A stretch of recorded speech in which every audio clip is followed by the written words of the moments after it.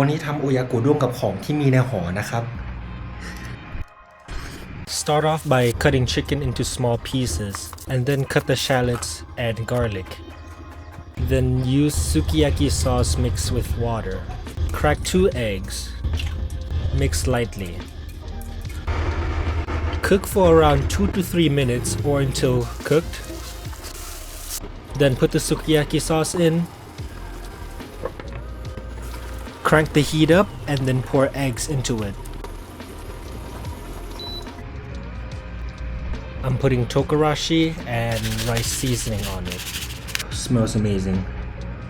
It actually feels like eating at a Japanese restaurant. Oh yeah, it tastes amazing.